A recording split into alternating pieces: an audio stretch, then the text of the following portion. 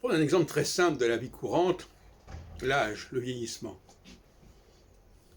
Il y a plus de gens jeunes que de gens vieux. Parce que pour être vieux, tout le monde n'arrive pas à un certain âge.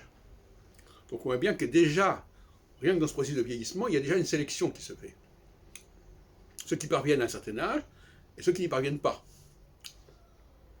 Et donc il y a une décantation de la population de cette façon. Les personnes qui ont survécu à l'âge de 30 ans, de 40 ans, de 50 ans, de 60 ans, de 70 ans, ben ça diminue de plus en plus. Et donc on a bien un modèle de passage d'une phase de quantité à une phase de qualité. Bon, en tout cas une phase de sélection. Ça paraît évident. Et il semble que ce principe consiste à partir d'un grand nombre pour arriver à un petit nombre, ne soit pas complètement intégré dans la tête de beaucoup de gens. Par exemple, quand on leur dit qu'en astrologie, il y a le grand nombre qui est l'ensemble des astres du système solaire, que le petit nombre, c'est ce qui va être utilisé en astrologie, ça passe pas.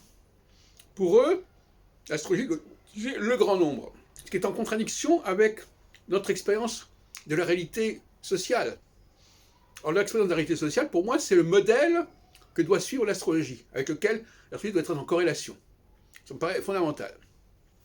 Si l'astrologie n'est pas en corrélation avec la réalité sociale, qui est celle de l'élection, qui est celle de la sélection, on pense aussi à Darwin d'ailleurs, l'astrologie n'est pas crédible. Et quand quelque chose n'est pas crédible, eh bien, elle doit faire des tas de preuves, il faut donner des preuves qu'on est vraiment quand même valable, etc. Et ça n'en finit jamais. Tout discours ou tout comportement qui est douteux, qui fait problème en soi, va déboucher sur une demande, une exigence de preuves qui n'en finit pas. Si l'astrologie était mieux intégrée, mieux formulée, mieux structurée, on ne lui demanderait pas toutes ces preuves.